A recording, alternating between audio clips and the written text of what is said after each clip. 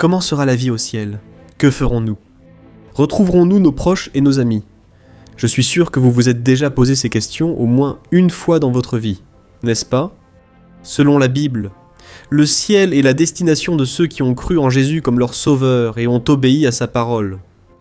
Et pour vous donner une idée de comment ces doutes concernant le ciel ont toujours existé, je vais vous montrer une question que Job, l'un des personnages les plus connus et les plus anciens de la Bible, a posée lorsqu'il traversait le pire moment de sa vie. Regardez ce qu'il a dit. « Lorsqu'un homme meurt, reviendra-t-il à la vie? Pendant tous les jours de mon dur labeur, j'attendrai mon repos. » Job avait l'espoir qu'après avoir perdu tous ses biens, sa famille, sa santé et après sa mort, il trouverait la paix et le repos quelque part, et cet endroit était le ciel. Oui, mes frères, le ciel existe, mais il ne ressemble en rien à la vision que la plupart des gens en ont. Il est très courant de voir à la télévision, que ce soit dans des dessins animés, des films ou tout autre type de programme, une représentation du ciel remplie de personnes vêtues de blanc, se promenant sur les nuages ou dans un jardin sans rien à faire. Et, à cause de cela, beaucoup ridiculisent l'idée d'une demeure céleste ou la considèrent simplement comme telle. Algo que existe apenas no imaginário humano. C'est pourquoi, dans cette vidéo, je vais te présenter 5 faits sur le ciel, qui vont te laisser bouche bée et qui vont certainement inspirer ta foi. Mais avant de commencer, je voudrais te demander de déjà laisser ton like, de t'abonner à ma chaîne et d'activer la cloche pour que YouTube te prévienne à chaque fois que je publie une nouvelle vidéo, d'accord ? Tous les jours, je mets en ligne de nouvelles vidéos avec des messages de foi et d'espérance pour t'aider dans ta marche avec Dieu. Alors, viens marcher. Là-bas, le premier fait. Le ciel est un lieu réel pour des personnes réelles. L'une des promesses les plus belles et émouvantes que Jésus ait faites se trouve au chapitre 14 de Jean. Regardez ce qu'il a dit. « Que votre cœur ne se trouble pas. Croyez en Dieu, croyez aussi en moi. Dans la maison de mon Père, il y a beaucoup de demeures. Si ce n'était pas le cas, je vous l'aurais dit. Je vais vous préparer une place. Et si je pars et que je vous prépare une place, je reviendrai et je vous prendrai avec moi, afin que là où je suis, vous y soyez aussi. Vous connaissez le chemin, vers l'endroit où je vais. » Si le Christ a dit qu'il nous préparerait une place dans la maison du Père, imaginez à quoi ressemble cet endroit. Tu crois vraiment que le paradis n'est qu'un tas de nuages et de fumée blanche avec des esprits qui volent partout en jouant une musique ennuyeuse? Bien sûr que non. Le paradis sera un endroit magnifique, plein de couleurs, Alegria. Além do mais, nós Nous serons comme ces personnages qu'on voit à la télé, qui ressemblent plus à des fantômes habillés en blanc avec une harpe à la main. Frères, nous serons réels, et celui qui nous le prouve, c'est aussi Jésus lui-même. La Bible montre que lorsqu'il est ressuscité, il est revenu avec un corps physique réel, glorifié et immortel. C'est pourquoi il a dit aux disciples, lorsqu'ils l'ont vu pour la première fois, après qu'il soit sorti du tombeau: « Regardez mes mains et mes pieds, c'est bien moi. Touchez-moi et voyez. Un esprit n'a ni chair ni os, comme vous voyez que j'en ai. » Frères, Jésus n'est pas sorti du tombeau en ressemblant à un fantôme.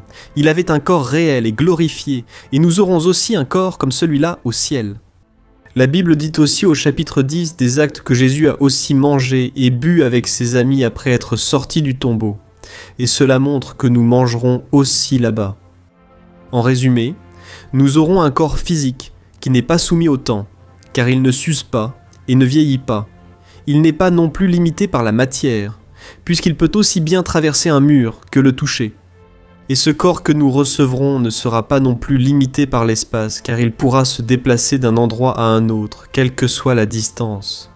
Alors nous pourrons manger, marcher et respirer sans dépendre de la nourriture, de la gravité ou de l'oxygène. Peux-tu t'imaginer dans un corps comme celui-là? Deuxième fait, le ciel sera un lieu d'une beauté inimaginable. L'apôtre Paul a fait une déclaration à ce sujet dans sa première lettre aux Corinthiens, au chapitre 2. Voyez ce qu'il a dit. « Aucun œil n'a vu, aucune oreille n'a entendu, et ce que Dieu a préparé pour ceux qui l'aiment n'est jamais monté au cœur de l'homme. » Imagine, mon frère, si la terre, qui a été créée en seulement 6 jours, est déjà un endroit merveilleux, rempli de beauté naturelle, Imagine seulement le ciel qui est préparé par Jésus pour notre arrivée depuis des milliers d'années. Et je n'ai aucun doute que nos 5 sens seront éprouvés d'une manière incomparable lorsque nous serons aux côtés de Jésus dans l'éternité. Et j'imagine qu'il y aura des couleurs que nous n'avons jamais vues ici. Nous aurons des sensations que ce corps mortel n'a jamais ressenties, où nous entendrons des sons extraordinaires que seules des oreilles glorifiées seront capables de distinguer. Une autre chose qui va nous surprendre au ciel, ce sont les choses que nous ferons et verrons là-bas. Des rues d'or, des portes et des murailles de pierres précieuses ne sont que quelques-unes des choses du lieu où Dieu nous attend. Et en parlant de Dieu, la Bible affirme aussi que sa gloire est si grande, si merveilleuse que nous n'aurons pas besoin du soleil pour Vivermos na luz o tempo. tout. Et ce n'est pas tout, frère. Il est écrit que dès que nous arriverons au ciel, nous recevrons notre récompense, c'est-à-dire la récompense pour les bonnes œuvres que nous avons accomplies pendant que nous vivions ici sur terre. Oui, le salut nous a été donné gratuitement, indépendamment de nos œuvres, mais la récompense sera le fruit de notre travail pour le royaume. Nous ne savons pas comment seront ces récompenses, mais en connaissant la puissance et l'amour de Dieu pour nous, nous pouvons être certains que ce seront des choses merveilleuses que nous ne pouvons même pas imaginer. Amen. Le troisième fait. Les habitants du ciel vivront des expériences incroyables.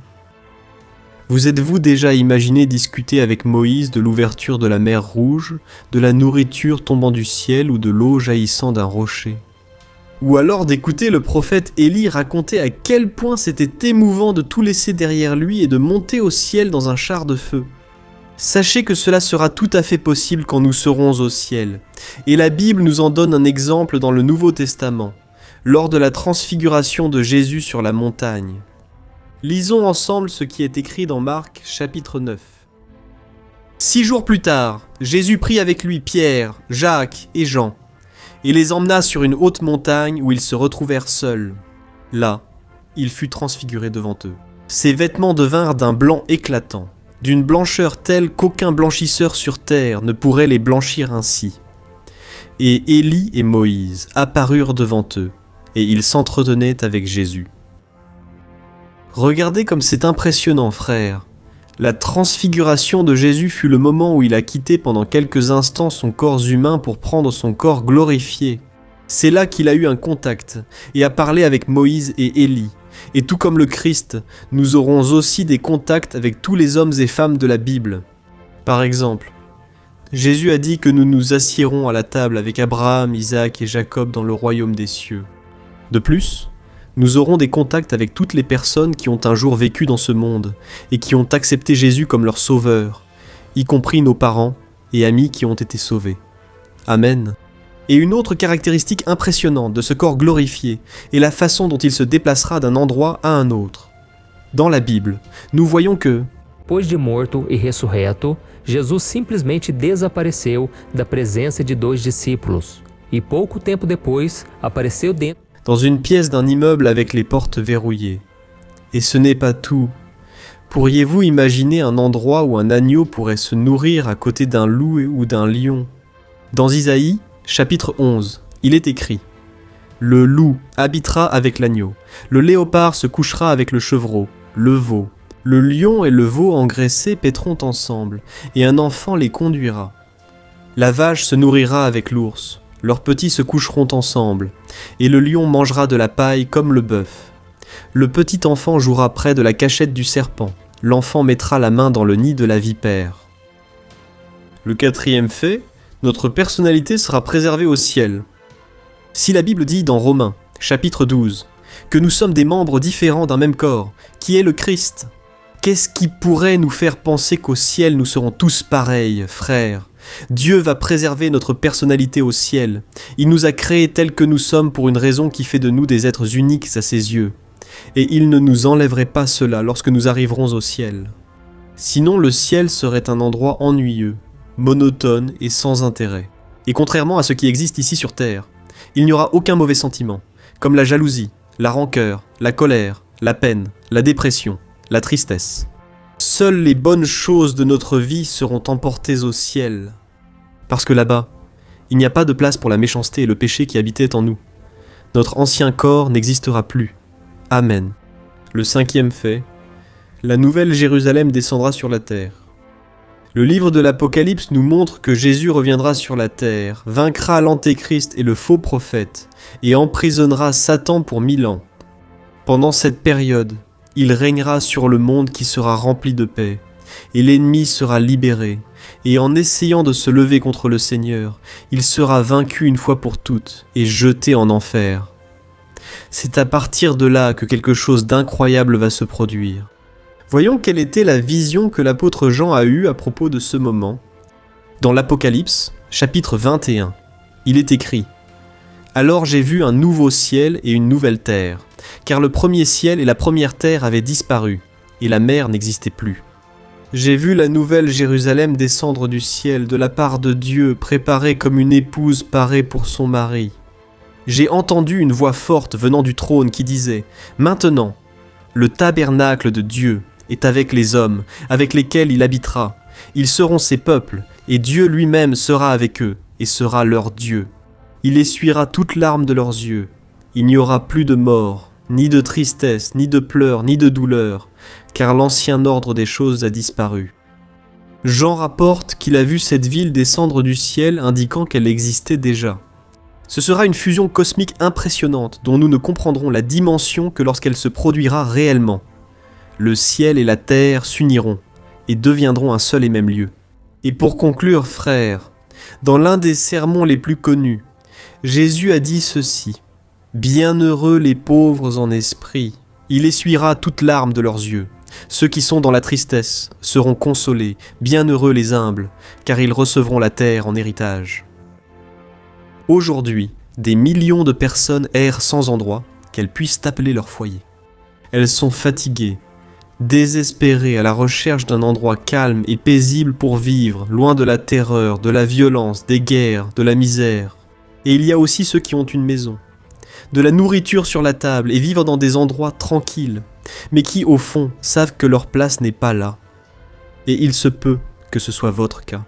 La bonne nouvelle pour ces deux groupes de personnes, c'est qu'il existe un endroit où tous nos besoins seront comblés, où toutes les larmes seront essuyées, où tout espoir renaîtra et où toute douleur disparaîtra.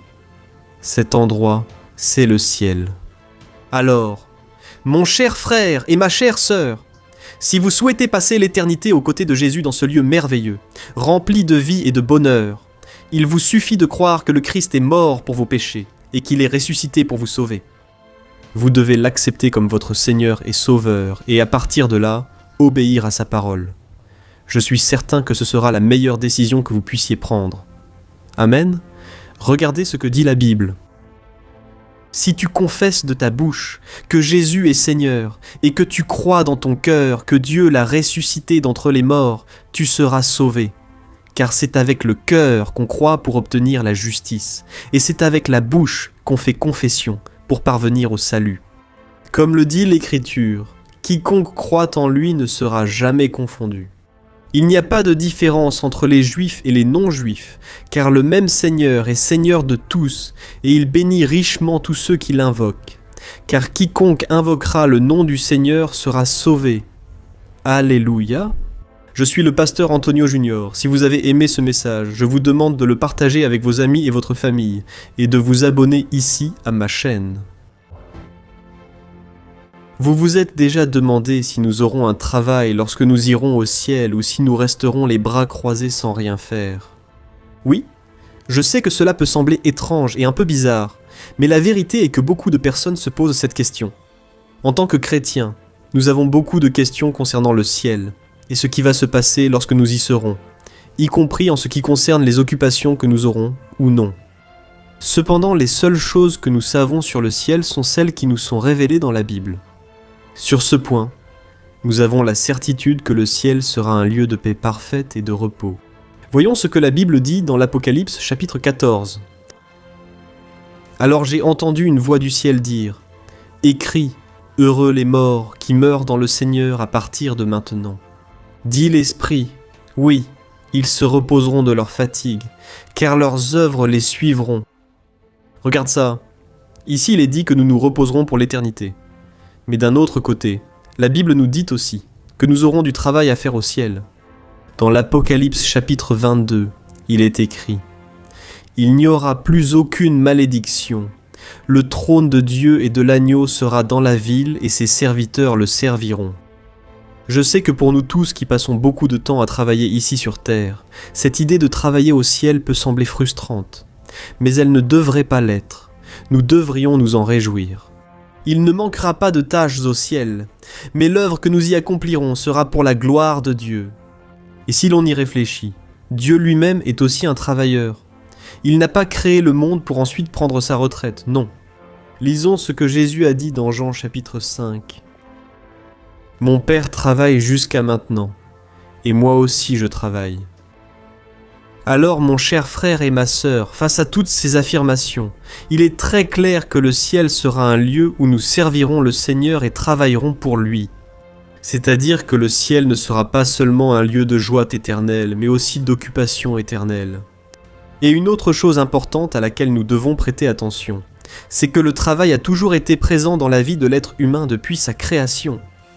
Lorsque le Seigneur a créé Adam, la Bible dit qu'il a placé l'homme dans le jardin d'Éden pour en prendre soin et le cultiver. Cela montre que le travail faisait partie de l'Éden originel, où la vie humaine était parfaite. Lorsque Dieu a créé Adam, il lui a donné la volonté de travailler. Il lui a donné un travail pour s'occuper du jardin d'Éden et étudier le règne animal, afin qu'il puisse donner des noms à tous les animaux. C'est comme si Adam était devenu agriculteur, botaniste et vétérinaire, tout en même temps. Dieu a créé l'homme pour qu'il étudie et domine son environnement. Il lui a donné un travail physique et mental, car les deux sont importants pour sa survie. Et nous ne savons peut-être pas exactement quel poste nous aurons au ciel, mais ce dont nous sommes certains, c'est que ces emplois seront gratifiants et nous apporteront beaucoup de satisfaction. Lorsque nous entrerons au ciel, nous servirons Dieu de manière créative, joyeuse et satisfaisante. Et une autre chose importante que nous devons garder à l'esprit, c'est qu'il y aura une très grande différence entre travailler sur la terre et travailler au ciel. Depuis qu'Adam et Ève ont désobéi au Seigneur et ont été expulsés du paradis, le travail est devenu un fardeau pour l'être humain. Soyons honnêtes, frères, qui ressent le plus grand plaisir du monde en se réveillant un lundi matin pour aller travailler? Mais cela n'arrivera pas au ciel, parce que, peu avant de retourner à l'éternité, Jésus a promis qu'il préparerait une place à ses côtés pour ceux qui le reconnaîtraient comme leur sauveur et le serviraient ici sur terre. C'est pourquoi nous n'avons pas à nous inquiéter. Nous ne serons pas fatigués de servir le Seigneur, car dès la première minute où nous mettrons les pieds là-bas, toute malédiction sera retirée de nous. Voyons ce que l'apôtre Jean a écrit dans l'Apocalypse, chapitre 21. J'ai entendu une voix forte venant du trône qui disait « Maintenant, le tabernacle de Dieu est avec les hommes, avec lesquels il vivra. Ils seront ses peuples. Dieu lui-même sera avec eux et sera leur Dieu. Il essuiera toute larme de leurs yeux. Il n'y aura plus de mort, ni de tristesse, ni de pleurs, ni de douleur, car l'ancien ordre a disparu. Celui qui était assis sur le trône dit « Je fais toutes choses nouvelles. » Et il ajouta « Écris ceci, car ces paroles sont vraies et dignes de confiance. » Au ciel, il n'y aura ni tristesse, ni pleurs, ni douleur, ni souffrance. Là-bas, ce sera une joie éternelle. Il n'y aura ni plainte, ni dispute, ni querelle, car le Seigneur aura ôté le péché qui est la cause de tout cela. Et il y a aussi autre chose que nous devons savoir. Au ciel, nous ne ferons pas que travailler. La Bible dit que lorsque nous arriverons là-bas, nous recevrons de Dieu notre récompense, qui est notre récompense céleste. Nous ne savons pas comment seront ces récompenses, mais en connaissant la puissance et l'amour de Dieu pour nous, nous pouvons être certains que ce seront des choses merveilleuses que nous ne pouvons même pas imaginer. Et contrairement à ce qui existe ici sur terre, il n'y aura aucun sentiment d'envie pour ce que les autres recevront. Ici, les gens ont souvent tendance à être contrariés lorsqu'ils découvrent que le salaire de l'autre est plus élevé que le leur. Mais cela n'arrivera pas dans l'éternité. Et la raison pour laquelle nous serons pleinement satisfaits, c'est parce que nous aurons la certitude et la joie de savoir que Dieu a été parfaitement juste. L'apôtre Pierre a écrit à ce sujet. Selon sa promesse, nous attendons de nouveaux cieux et une nouvelle terre, où la justice habitera. Et, pour finir, je veux te dire que malgré toutes ces possibilités qui peuvent nous sembler incroyables, il faut que ce soit très clair que même ainsi, Nous imaginons des choses infiniment moindres que ce que nous trouverons auprès de Dieu. Alors mon cher frère et ma sœur, si tu veux passer l'éternité au ciel auprès de Dieu en travaillant pour Jésus, avec tous ces hommes et femmes de la Bible, tu dois te repentir de tes péchés et remettre ta vie à Jésus. C'est seulement ainsi que tu seras libéré de la condamnation de l'enfer et que tu deviendras un héritier du royaume des cieux. Amen. N'attends pas plus longtemps. Nous savons que cette vie est incertaine, que ce monde ne nous donne aucune garantie, même pas les personnes qui nous aiment. Elles ne peuvent rien faire pour nous. Parce que lorsque nous fermerons les yeux ici sur terre, nous serons seuls devant le trône de Dieu, et là nous serons jugés. Et Jésus lui-même a dit que celui qui croit en lui, même s'il meurt, vivra, car il est la résurrection et la vie. Et celui qui est avec lui ne passera pas par le jugement, mais entrera directement dans l'éternité. Mon cher frère, si ce message a touché ton cœur, il est temps de te repentir et de chercher le Seigneur. Amen. Si tu peux, je veux que tu fermes les yeux maintenant et je veux prier pour ta vie. Concentre-toi sur cette prière et de tout ton cœur, demande à Jésus de pardonner tes péchés et d'écrire ton nom dans le livre de la vie. Amen. Prions. Seigneur mon Dieu et mon Père, nous sommes ici en ta présence et je veux te remercier mon Père pour les promesses du Seigneur pour nous. Seigneur, combien de personnes m'écoutent en ce moment? Et c'est pour elles que je te demande, Seigneur, de la même manière que tu as changé ma vie lorsque j'ai remis ma vie à Jésus, change la vie de tes enfants. Mon Père, cette femme, cet homme qui est en train de se repentir de ses péchés. Maintenant, Seigneur, écris son nom dans le livre de la vie.